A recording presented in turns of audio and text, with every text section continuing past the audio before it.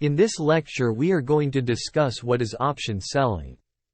Many people have more difficulty in understanding the concept because the process involves selling first and then buying later to close the position. In our previous example of house, the concept of buying and selling was very simple because the owner of the house owns the underlying asset that is the house. But when we sell options, we do not own the underlying asset. Now when you buy a call option, you are buying the right to buy 100 shares of that stock. But as an option seller, you are paid a premium for granting that right to the buyer. In receiving this premium, you are then obligated to deliver the shares at a strike price if the buyer exercises the option, but an option seller also required to pay margins.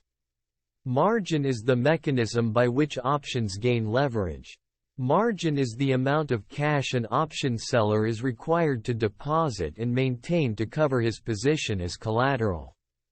An option writer is required to pay two types of margin: initial margin and maintenance margin.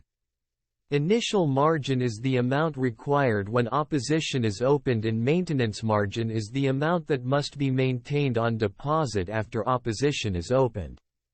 If an option writer suffers a loss, a margin call is created from a brokerage firm to bring margin deposits up to initial levels. The minimum initial margin requirement for an equity option varies from broker to broker. As an option seller, you are generally speculating that the price of stock will move in opposite direction. That will result in options decreasing in value and ultimately expiring worthless. This will allow you to retain the option premium as profit. But if you are wrong, you may need to close out your position at a loss, as option may be exercised, and if market moves strongly against your position, your risk of loss can be significant.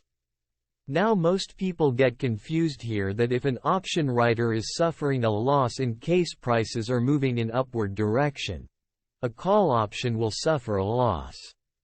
And if he is suffering a loss, he is required to continue the position until the expiration date. No, when you enter into a short position, you are not required to continue the position until the expiration date.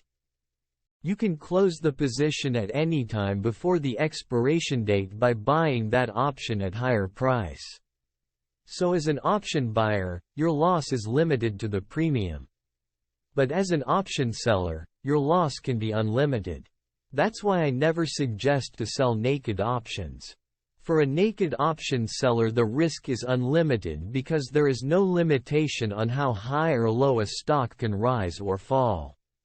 But selling options are very beneficial if we use them at right place. How to use option writing, that we will learn later in the course. In the next lecture we will learn about futures.